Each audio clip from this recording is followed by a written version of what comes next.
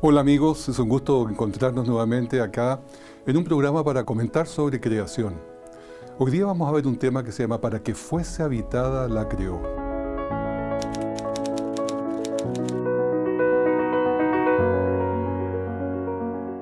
Carl Sagan llamó a la Tierra una vez un punto azul pálido o una partícula de polvo suspendida en un rayo de sol. Esto, hermanos, queriendo decir cuando un rayo de sol sale por la ventana y uno puede ver ahí las partículas, así comparado a la Tierra. Es decir, algo prácticamente insignificante. Y ese era el sentido. Lo mismo que Richard Dawkins la llamó una partícula milimétrica en la grandeza del continuum infinito. También viendo a la Tierra como algo común, algo que era una más de millones, y el Sol, un Sol común, ordinario, sin ninguna cosa especial. Bueno, ese era el pensamiento de ese momento. Quiero comentarles un versículo bíblico que siempre lo uso. En efecto, pregunta por favor a los animales y te enseñarán, y a las aves del cielo te lo informarán, o habla a la tierra y te enseñará, y los peces del mar te lo contarán. ¿Cuál de todos ellos no sabe que la mano de Jehová ha hecho esto? Esta vez le corresponde a la tierra hablar. ¿Y por qué la tierra nos va a enseñar cosas? Porque la tierra tiene muchas características que nosotros podemos hoy día leer. Con el avance científico hemos podido entender cosas que antes no se entendían. Todos los otros animales, las aves, las bestias y los peces, ciertamente también nos sirven para darnos a conocer la maravilla de la creación biológica. Pero en este caso vamos a hablar de la tierra en específico. Dice el doctor Michio Kaku, que es un físico teórico y futurista, es muy sorprendente descubrir cuántas de las constantes del universo que nos son familiares están en una estrecha banda que hace la vida posible. Si una sola de estas fuese alterada, nunca se formarían las estrellas y el universo se esparciría, el ADN no existiría, la vida como la conocemos sería imposible. Todo el universo está sintonizado extremadamente fino para permitir la vida. Si no, no habría simplemente vida, ni plantas, ni química. Cada constante está sintonizada dependiente de otra. Sin embargo, estas constantes y valores no están determinados por las leyes de la naturaleza. Es como si tuviéramos una gran sala de control, de un satélite que va a ser mandado al espacio, donde tenemos muchas variables que hay que controlar, que hay que ajustar finamente para que ese viaje sea adecuado. Y todas esas constantes físicas son justamente todos esos ajustes que deben ser perfectos para que esa nave pueda llegar a su destino. Y así es justamente lo que sucede con el caso de la Tierra. Por ejemplo, una de ellas, la gravedad. La fórmula para la gravedad muestra las dos masas que se están atrayendo dividido por el cuadrado de la distancia que las separa. Pero también hay un factor G. Ese factor G es la constante gravitacional, fijada independientemente de otros factores. Esa constante no puede variar, sino algo más que 1 dividido por 10, seguido por 60 ceros. Si eso sucediese, si variase esa pequeña cantidad, ninguno de nosotros existiríamos. Hay un físico de la Universidad de Oxford llamado David Deutsch. Si alguien dice no estar sorprendido por las características que tiene el universo, está enterrando su cabeza en la arena. Estos atributos especiales son sorprendentes y poco esperables. También Stephen Hawking, quien ya pasó al descanso, físico teórico conocido por todo el mundo inglés, él dijo en un momento, pese a su ateísmo, pese a no creer en Dios, el hecho sorprendente es que los valores de estos números parecen haber sido ajustados finamente para así hacer posible el desarrollo de la vida. También el doctor Paul Davies, físico, receptor del premio Templeton, que es el premio Nobel para los físicos, él dijo en una ocasión, para mí hay una poderosa evidencia que hay algo detrás de todo esto. Parece como si alguien ha ajustado finamente los números de la naturaleza para hacer el universo. La impresión de diseño es abismante. Hay un artículo que se publicó en el Wall Street Journal el 25 de diciembre de 2014. Esto lo escribió Eric Metaxas, que es bien conocido, escritor de artículos técnicos y científicos. Y se titulaba La ciencia cada vez se inclina por apoyar el caso de Dios. Desde entonces, este artículo ha sido compartido por más de 600.000 veces en Facebook y con más de 9.250 comentarios, haciéndose el artículo más popular en la historia del Wall Street Journal. 53 años atrás, dice 1966, Time Magazine declaraba en su portada, ¿ha muerto Dios? ¿Is God dead? Y muchos habían aceptado que Dios estaba obsoleto en ese tiempo, que a medida que la ciencia progresaba, había menos necesidad de un Dios para explicar el universo. Ese mismo año, el astrónomo Carl Sagan anunciaba que habían dos importantes criterios para que un planeta sustentara esa vida. Primero, tener el tipo correcto de estrella, o Sol en nuestro caso, y estar a una distancia correcta de la estrella. Esto permitiría, según su cálculo, un septillón de planetas que pudieran sustentar la vida en este universo. Y así, a consecuencia de eso, se estableció un sistema para buscar inteligencia extraterrestre llamado SETI. Los científicos escucharon el universo por señales que asemejaran a un código inteligente. Del cielo se escuchan muchas señales electromagnéticas, pero no todas ellas son habitualmente naturales. Por lo tanto, no tienen un sentido, no tienen un código. Pasaron años y el silencio del universo fue absoluto. Y el Congreso de Estados Unidos finalmente quitó los fondos en 1993. Pero la escucha continuó, porque se tomaron fondos privados y se escuchó hasta el 2014. Habían descubierto hasta ese momento nada, absolutamente nada. Se ocupó para esto el radiotelescopio Arecibo, que se encuentra en Puerto Rico. Los rumores que Dios había muerto eran muy prematuros. A medida que nuestro conocimiento del universo fue aumentando, quedó claro que había muchos más factores necesarios para la vida. Los dos parámetros que Sagan hizo necesarios para sustentar la vida crecieron a 20, después a 30, después a 50. Y hoy día son más de 200 parámetros conocidos para que un planeta sustente la vida. Cada uno de esos parámetros debe ser perfectamente cumplido. Las condiciones deben ser perfectamente cumplidas, o si no, todo el sistema se derrumba. La dificultad de mantener vida, por lo tanto, es muy grande. ¿Podría cada uno de estos 200 parámetros o condiciones haberse creado por accidente, por casualidad, por azar?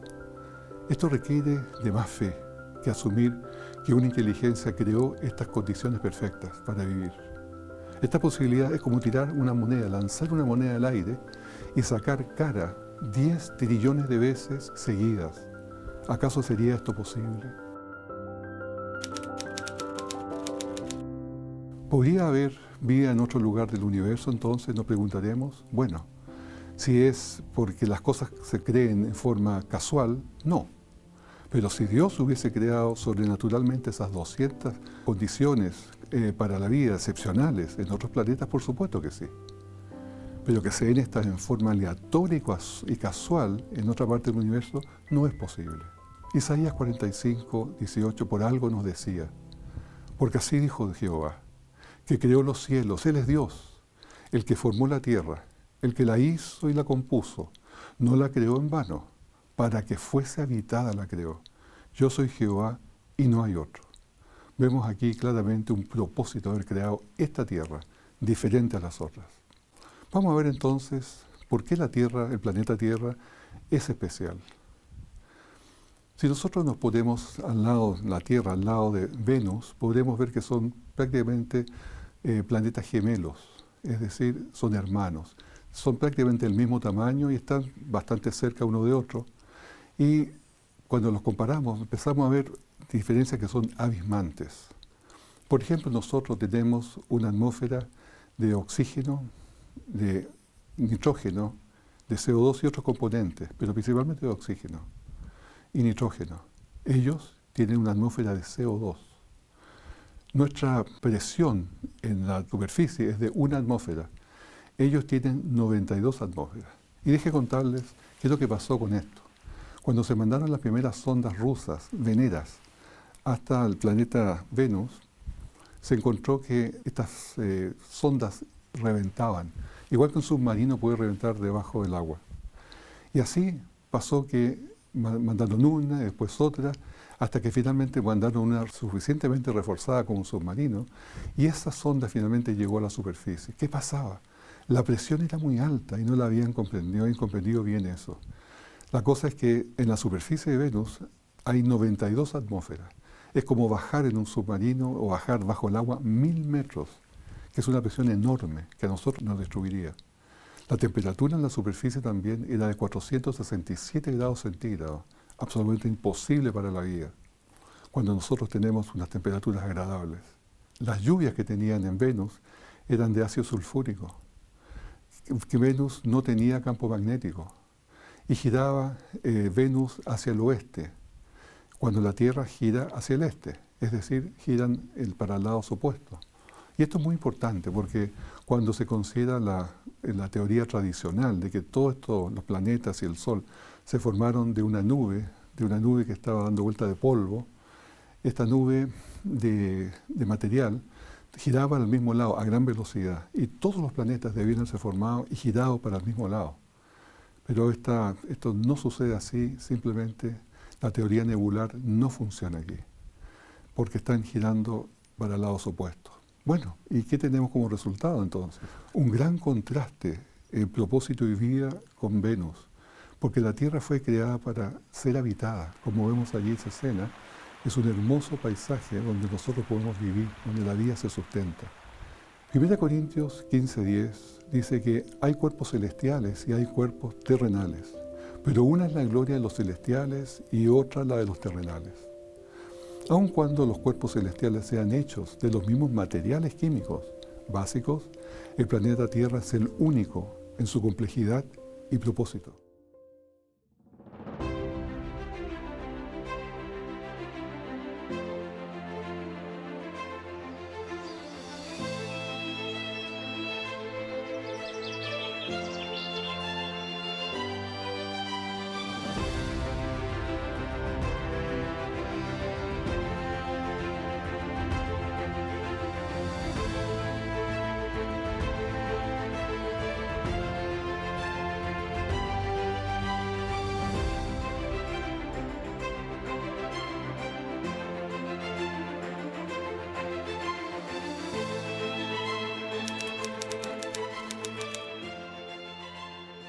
Nosotros tenemos una órbita casi circular, es levemente excéntrica, pero si lo comparamos nosotros con los otros planetas, nuestra órbita es bastante bien ubicada en el lugar que se llama el Goldilocks, o la zona habitable de este Sol, de nuestro sistema solar.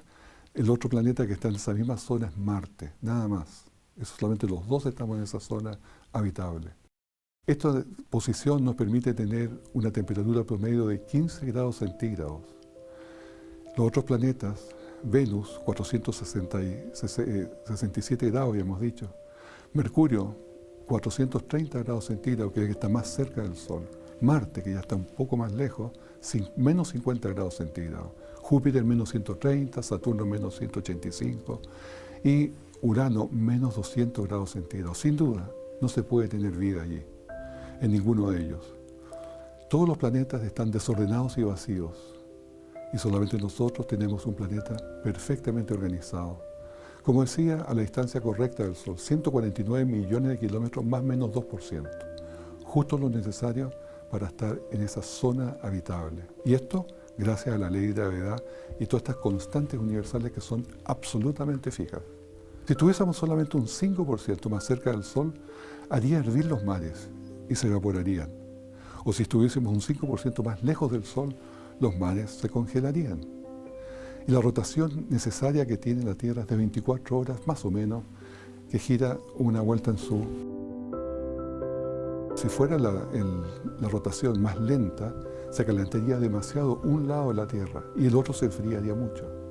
O lo contrario, si fuese más rápida las 24 horas, esto impondría vientos que volaría todo por el aire y sería difícil mantenerse de pie. También tenemos un maravilloso campo magnético, que es mucho más que para manejar una excursión con un niño con una brújula. El campo magnético nos protege de los rayos cósmicos del Sol. porque los rayos cósmicos del Sol son disparados por el Sol con gran velocidad. Y estos vientos solares podrían hacer a nosotros un gran daño en nuestro ADN si es que no tuviéramos esta pantalla protectora que es el campo magnético, que los rayos del Sol ahí simplemente se detienen o se filtran y pasan muy poco. Las comunicaciones afectan las líneas de transmisión eléctrica y así los equipos electrónicos también son afectados por estos rayos solares si es que no tuviésemos nosotros esta gran pantalla, esta gran defensa que es el campo magnético. Venus no la tiene. También los cinturones de Van Allen, que está también en relación con el campo magnético, son especies de donuts que están rodeando la Tierra y con una gran cantidad de partículas cargadas magnéticamente. Y estas son altamente energéticas, por lo tanto nos protegen de las partículas de alta energía provenientes del Sol. El 8 de octubre del año 2013, una explosión en la superficie del Sol que envió una onda explosiva supersónica de viento solar bombardeando Mercurio y Venus, y después vino la Luna y después se dirigió a la Tierra. Y la onda de choque golpeó masivamente el campo magnético terrestre, dejando un pulso magnético alrededor del planeta. Foster, científico, lo describió como un golpe de mazo a la barrera protectora. No la traspasó, sino que rebotó. ¿Qué pasaría si estos cinturones Van Allen no existieran?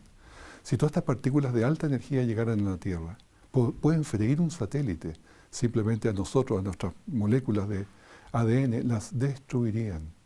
Y esto significaría, después de siglos y milenios, simplemente que la vida no habría continuado como la tenemos hoy día en este planeta. El campo magnético de Marte, por ejemplo, es 40 veces más débil que el de la Tierra. Por lo tanto, me hago la pregunta, ¿podrá instalarse el hombre en Marte en esas condiciones?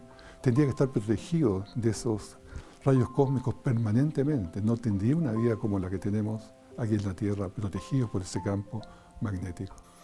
La atmósfera terrestre. También la atmósfera terrestre tiene un diseño exquisito. Aquí podemos ver una foto donde se ve esa capa celeste. Esa es la atmósfera. Es muy delgada. Pero eso permite tener la gravedad suficiente de la Tierra para atraer esa atmósfera y sostener esta atmósfera delgada que da la presión atmosférica necesaria para nosotros, porque si no sería inadecuada para la vida. Pero aquí va todo en conjunto. El tamaño de la Tierra que permite y atrae esta pequeña atmósfera que a su vez produce la presión necesaria para nosotros. Está todo en conjunto. Si nosotros tuviéramos un tamaño más grande de la Tierra, habría más hidrógeno en esa atmósfera, por lo tanto sería parecido a Júpiter o a Saturno. No serviría para la vida. El aire atmosférico también es una maravilla, cómo está el grosor, la composición que tiene. El oxígeno, por ejemplo, si fuera más de 21% sería tóxico y causaría incendios en todas partes. Ahora, si fuera menos, simplemente no podrían respirar nuestras células. Si el CO2 tuviera más del 0,03%, sería imposible la vida animal y humana. Pero si fuera menos, no habría vida vegetal porque no habría fotosíntesis. Entonces está en su lugar exacto. La luz del Sol también es muy especial. Nosotros estamos sujetos al espectro electromagnético que nos llega de todas partes. Pero el Sol nos da la luz visible, una luz muy, muy especial en un sector muy determinado de este espectro electromagnético. La luz visible ocupa muy pequeño espacio. También tenemos la luz ultravioleta y la luz infrarroja, que están a ambos lados. Esa es la luz que nos da nuestro Sol. Ahora, la luz solar es la mejor de todas para tener un espectro visible, para que podamos separar los colores bien. Y así nuestra vista se acostumbra a este tipo de luz solar, porque esta es la que realmente reproduce bien los colores y nos permite ver bien las imágenes. Y también nuestra atmósfera filtra esa luz, y cuando pasa por la atmósfera baja su intensidad, pero justo en el rango de nuestra luz visible. Así que el Sol es perfecto, está como hecho a la medida de la necesidad humana. Deben satisfacerse dos precondiciones primero. Primero, la atmósfera debe ser transparente.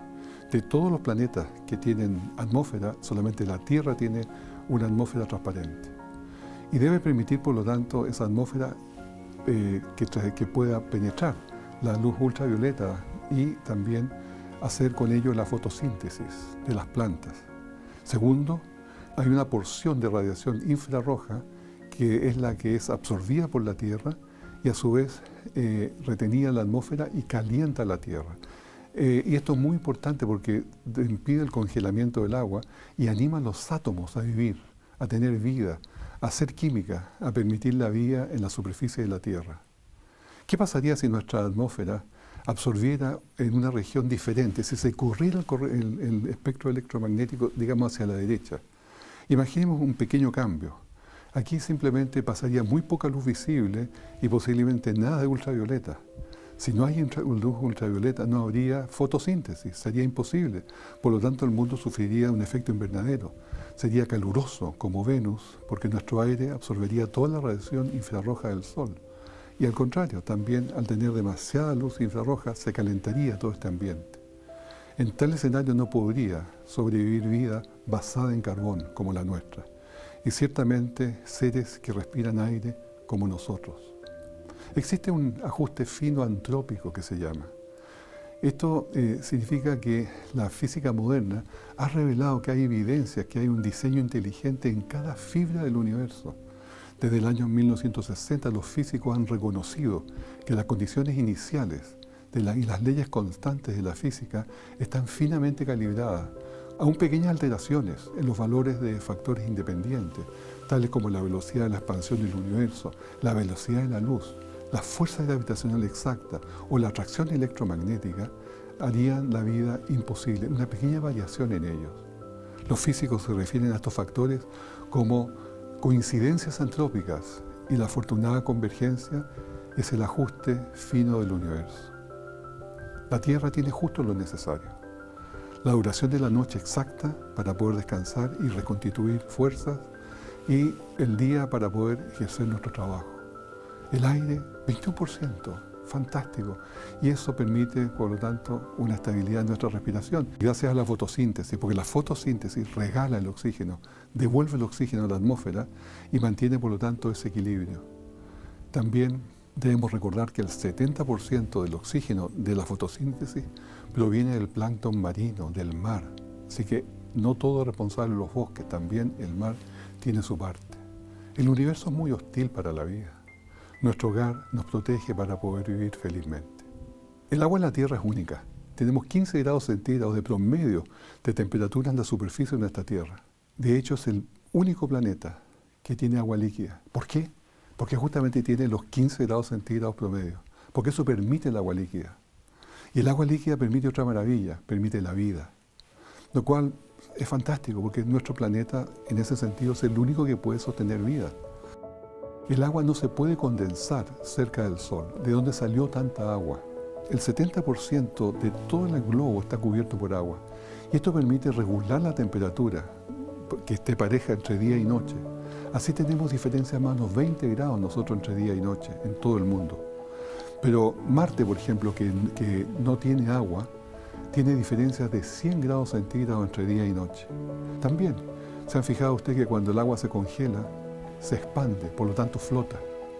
Y esto también es una maravilla, porque cuando pasa eso, contrario a todo el resto de los elementos, significa que cuando el mar se congela, queda arriba la placa de hielo y no se hunde. Por lo tanto, si se hundiese, mataría a todos los seres vivientes que están debajo del mar o de los ríos o de los lagos. Según la teoría tradicional, ¿de dónde vienen los océanos de la Tierra?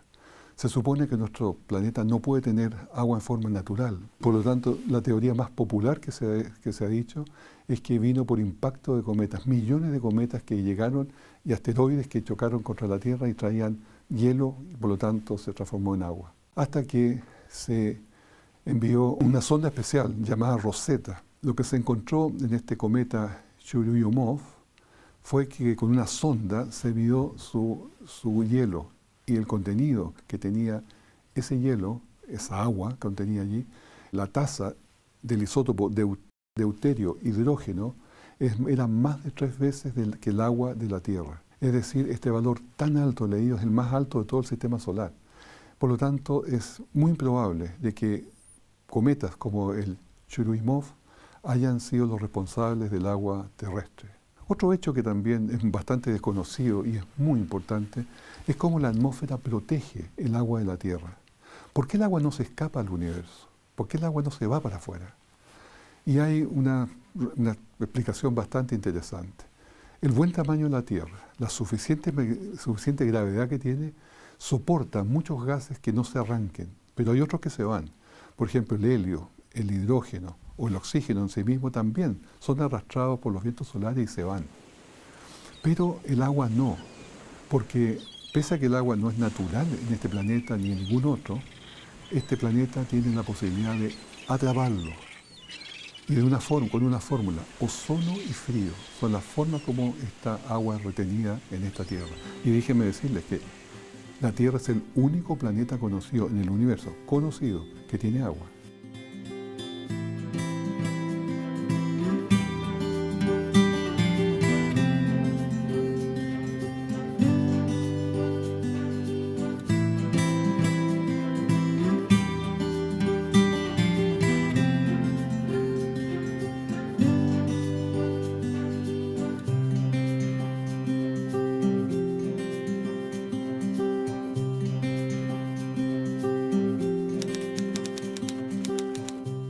Hay tres formas de perder el agua. Uno es el viento solar que arrastra, pero nosotros tenemos el campo magnético para protegernos. Segundo es un campo eléctrico y el tercero es la fotólisis. El campo eléctrico, podemos ver en la imagen, la Tierra tiene un pequeño campo eléctrico. No así Venus, que tiene 5 a 10 veces más campo eléctrico que nosotros. Ese campo eléctrico destruye el agua. Y así el oxígeno se separa del hidrógeno y sale para afuera. También la otra forma es la luz ultravioleta, porque el agua y la luz no se mezclan. Por lo tanto, nosotros cuando tenemos la luz ultravioleta golpeando el agua, la separa en sus elementos básicos, hidrógeno y oxígeno. Y así tienden a irse porque ya son más livianos. Pero aquí se forma una trampa de agua. Y les explico. Como el agua va siendo destruida, ese oxígeno es tomado por la radio ultravioleta y son separados. Pero un poco más arriba se unen con otra molécula de O2 y se forma O3, que es el ozono. Y el ozono absorbe prácticamente el 99% de la luz ultravioleta. Se forma esa capa en la posición exacta y el ozono absorbe más luz ultravioleta y no permite que rompa más moléculas de agua y se mantiene protegiendo, que no le llegue, por lo tanto, la luz ultravioleta a esa agua que está subiendo. Y se produce un balance virtuoso. Primero, el agua es atrapada por el frío. Cuando va subiendo hasta la troposfera, el agua empieza a enfriarse a tal punto de que simplemente no puede llegar más allá y se cae como lluvia. Y estas son las nubes que se conocen como las cumulus nimbus, nubes de mucha acción, de mucha actividad, muy violentas, y estas normalmente están devolviendo el agua hacia la Tierra. Y así también el ozono también nos protege de los rayos ultravioletas, que son dañinos. Por eso que se dice tanto a veces que la capa de ozono ha sido destruida, por lo tanto vamos a tener más radiación. Efectivamente es así, pero es otro tema. También tenemos otra gran bendición en esta tierra, biodiversidad. Una gran cantidad de animales, una gran cantidad de plantas, una gran cantidad de animales vivos que nos están dando todo un equilibrio. También nuestros astros que nos rodean son muy amables. Y tenemos, por ejemplo, el Sol, que es un Sol tranquilo, maravilloso, que nos da justo la luz que necesitamos, justo el calor que necesitamos, porque si tuviésemos una enana roja o una gigante roja como Sol, estas son muy inestables y lanzan tremendas llamaradas a sus planetas y les arrancan la atmósfera. O si no tuviéramos vecinos, como tenemos estos vecinos amables, yo les llamo los matamoscas, que son simplemente grandes masas que atraen aquellos asteroides, aquellos meteoritos que podrían venir en nuestra dirección. Si no estuviesen ellos alrededor, tendríamos 1000 veces más impactos de estos asteroides. También tenemos una luna que está en su posición exacta, a su distancia exacta, y nos da y nos mantiene, nos estabiliza estos 23,5 grados de inclinación de la Tierra, la cual regula el clima. El clima es necesario. Génesis 8:22 también así lo afirmaba. Mientras la tierra exista, dice, habrá siembra y cosecha, frío y calor, verano e invierno y días y noches. También la ubicación correcta de nuestra Tierra en la galaxia es una cosa muy importante, porque estamos habitando nosotros entre brazos. Si estuviésemos metidos dentro de un brazo, no tendríamos la visión del universo. También estamos suficientemente lejos del centro, que es muy radioactivo. Así tenemos una posición en nuestra Vía Láctea maravillosa. En la foto también podemos ver algunos de los brazos que son vecinos a nosotros en la Vía Láctea. Es decir, todos los elementos que estamos hablando trabajan todos en conjunto para poder hacer la vida posible. Y cada uno de ellos es importante. Es como este engranaje que muestro allí, donde la luz ultravioleta, la luz visible, el campo magnético, el calor, la gravedad, el nitrógeno, el agua, todo van funcionando a una para permitir la vida humana y la vida de los animales y de las plantas. Porque los cielos cuentan la gloria de Dios y el firmamento anuncia la obra de sus manos. Los exoplanetas, quería contarle un poco de esto porque hay muchos que piensan de que tal como en la Tierra se creó la vida en forma sola, simplemente por evolución, por lo que fuera, también esto puede haber sucedido en todos los otros planetas que tengan condiciones favorables. Por lo tanto, se está buscando que tengan agua. Así que ese es el empeño que tienen las agencias del espacio. El telescopio Kepler cumplió esta función hasta hace muy poco. Ya se jubiló, estaba muy viejo, pero alcanzó a descubrir más o menos 4.000 planetas o exoplanetas confirmados. Y ahora se envió el telescopio TESS para que lo reemplazara. ¿Qué han encontrado? Como dije, 4.000 planetas, exoplanetas confirmados dentro de nuestro vecindario de la Vía Láctea. Esto no es en otras galaxias ni en otras partes del universo. Es nuestro vecindario solamente que han podido llegar. Pero allí, como digo, han podido encontrar 4.000. De esas 4.000, las que vemos en la imagen, todas las que están en rojo son demasiado calientes. Todas las que están en azul son demasiado frías, planetas muy fríos. Los que están en verde serían adecuados, pero la mayoría son demasiado grandes para sostener agua, para tener vida. Así que eso deja restringido al cuadro que está arriba la posibilidad que ellos puede haber vida allí.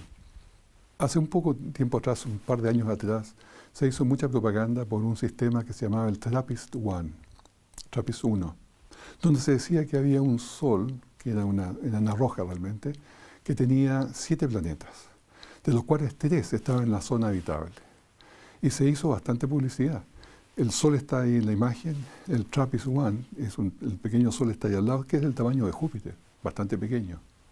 Y se dijo que NASA había encontrado a 39 años luz un nuevo sistema compuesto por 7 planetas y que había una posibilidad de que ellos tuvieran agua líquida. Y decía que esto responde a la pregunta si estamos solos. Además decía dentro de su propaganda que probablemente estos serían habitables. Y también dijo que estas condiciones son sorprendentemente similares a la Tierra y puede cambiar la historia de la humanidad. Pero habían cosas que no se decían. Por ejemplo, de que la estrella era una enana roja. Esa enana roja es muy inestable, por lo tanto puede arrancarle la atmósfera a sus planetas. Segundo, era del tamaño de Júpiter, muy pequeña. Tercero, estos planetas estaban muy cerca, girando muy cerca de la estrella. Tenían órbitas muy rápidas, 1,5 días, 2,4 días y 12 días terrestres para girar alrededor de esa estrella. Y esto significaba que están siempre mirando con la misma cara a esa estrella. Y eso significa que esa cara es la que se calienta y la otra no está sumamente fría. Es decir, no están dadas las condiciones para la vida. Y así, cuando se trató de poner todas estas condiciones como que eran similares a la Tierra, estaban bien lejos de serlas, no podían soportar la vida. También uno se pregunta por qué hacen tanto empeño en buscar planetas con agua líquida, cuando para crearse la vida, para que se unan aminoácidos y formen proteínas, existe un problema que se llama la hidrólisis. Si hay agua presente, no se van a juntar los aminoácidos para formar proteínas. Sin embargo, sin agua se pueden formar, pero para poder sostener la vida posteriormente es indispensable el agua.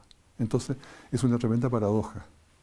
No se necesita para formar, pero sí necesita para conservar. Y esa es una cosa que no se puede contestar. El doctor Guillermo González, que es un astrobiólogo, escribió un libro sobre este planeta privilegiado. Y decía que la posibilidad de un planeta con estas características de la Tierra para la vida es 1 en 10 elevado a la 15 potencia. Esa es la posibilidad que existan otros planetas iguales. La Tierra gira en su eje en 23 horas, 56 minutos y 4 segundos. ¿Por qué? Porque el Sol se va moviendo. Por lo tanto, la Tierra da la vuelta y tiene que dar 1 grado más, 361 grados, para llegar nuevamente al mismo punto del Sol, porque el Sol se ha movido. Esa es la razón porque girar en su eje son solamente 23 horas, 56 minutos y 4 segundos. Y además no estamos detenidos, nuestra Tierra va girando en su eje y en el Ecuador gira a 1670 kilómetros por hora. La Tierra a su vez va rotando alrededor del Sol a 107.000 kilómetros por hora. Y el Sol va moviéndose alrededor de la galaxia a 828.000 kilómetros por hora. Y la galaxia alrededor de su sistema clúster a 2,1 millones de kilómetros por hora. Nada está detenido acá. Todo se está moviendo, todo tiene un mecanismo maravilloso creado por un Dios fantástico. Y un día, recuerden, emite palabra a otro día. Y una noche a otra noche declara sabiduría. Salmos 19:2 nos dice eso. Así es como tenemos nosotros una tierra maravillosa, hecha para habitar, hecha para que nosotros seamos felices y podamos reconocer a ese Creador maravilloso que hizo todo esto.